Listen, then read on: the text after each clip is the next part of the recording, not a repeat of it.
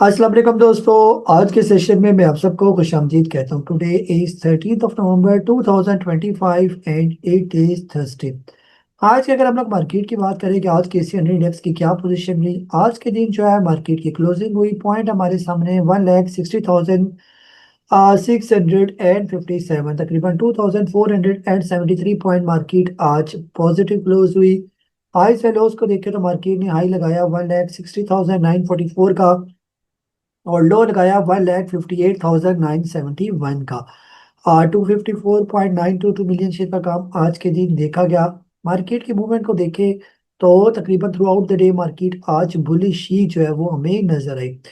तकरीबन जो है 1 बजे के करीब जो है मार्केट थोड़ी सी जो है वो जरा रेंज पहुंच थी, फिर उसके बाद काफी तेज बुलिश मोमेंटम जो है मार्केट के अंदर जो है वो देखा गया। आज के टॉप एक्टिव वॉल्यूम लीडर्स में खासतौर पर बैंक मुकरमा, दो steel, first national equity, bank of Punjab, के इलेक्ट्रिक, डब्ल्यूटीएल, हेस्कोल, इसके अलावा फौजी सीमेंट, वेपली सीमेंट और पीआईए होल्डिंग कंपनी जो है वो शामिल है। इसके अलावा जो है आज की कैंडल की बात करते हैं तो आज एक बुलिश मोरबाजो कैंडल की फॉर्मेशन है।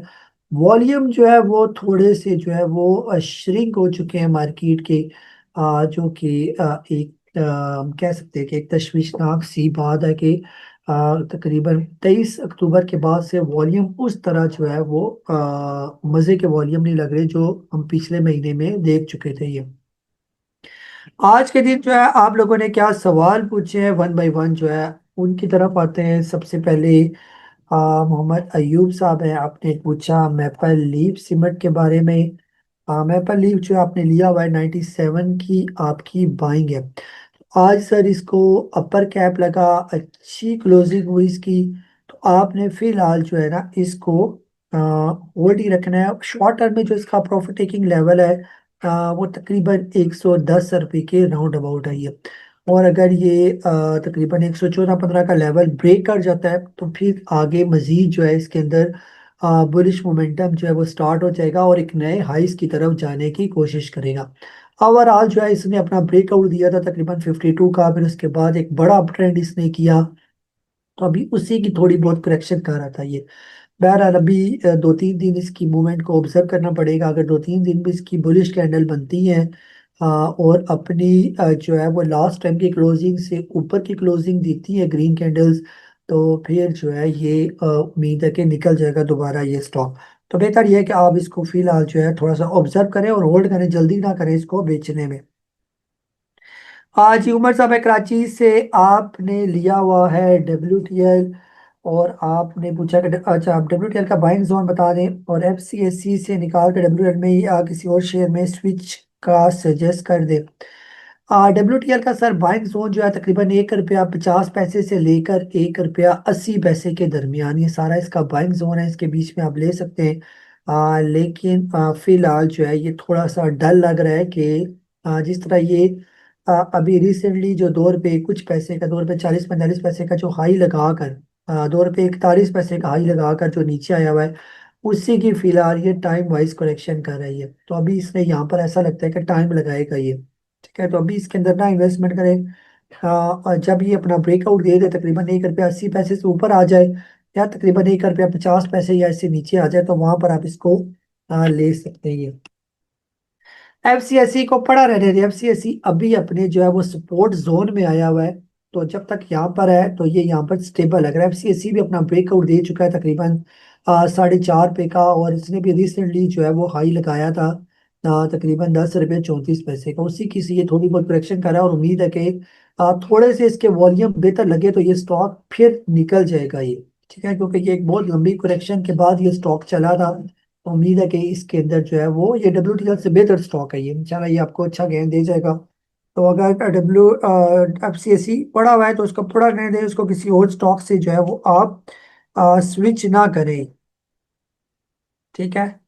जी मैडम है कराची से, आपने स्कोर के बारे में पूछा। 11 रुपए की आपकी बाइंग है। फिलहाल तो इसमें आप जो है अभी जो इसकी पोजीशन चल रही है मुसलसल जो आहिस्ता आहिस्ता ये नीचे आ रहा है, तो बेहतर ये है कि यहाँ पर एक दफ़ा लाजमी प्रॉफिट टेकिंग करें आप। ठीक है, फिर ये जब तकरीबन आ जाए 12 रुपये या इससे नीचे नीचे तो वहां पर दोबारा भी जो है वो लिया जा सकता है ये। ठीक है, तो यहाँ पर लाजमी प्रॉफिट टेकिंग करनी चाहिए, होल्ड नहीं करना चाहिए। और अगर इस दौरान ये रिवर्स कर जाता है और 18 रुपये से ऊपर आ जाएगा तो भी दोबारा लिया जा सकता है। ठीक है, तो अभी जो प्रॉफिट मिल रहा है कम अज कम उसको जो है वो ज़ाया ना किया जाए, उसको जो है वो अवेल किया जाए। जी रिजवान साहब है लाहौर से, आप TRG लेना चाह रहे हैं।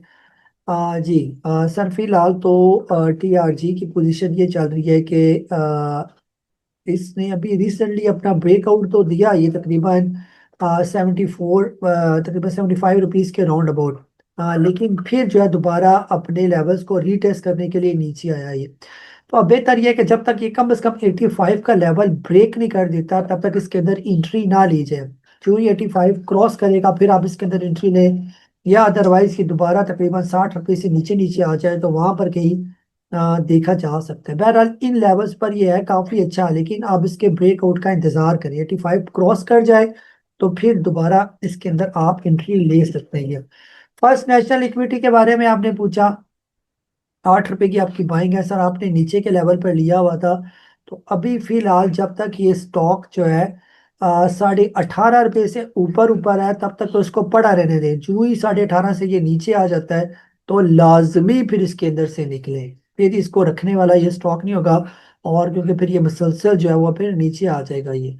अभी 18.5 ब्रेक किया अगर इसने, तो फिर 14.5, फिर उसके बाद 12, फिर इसके बाद जो है ये दोबारा 5-6 रुपये पर फिर ये स्टॉक आ सकता है। तो फिलहाल जो है यहाँ पर अगर कल का वेट करें, अगर जो ही 18.5 रुपये से नीचे आए तो लाजमी एग्जिट करें, और इस दौरान अगर इसकी कोई बुलिश कैंडल बन जाती है तो फिर होल्ड रखें, फिर ना बेचें, बल्कि फिर स्टॉप लॉस को साथ साथ जो है आप ऊपर ट्रेल करते रहें।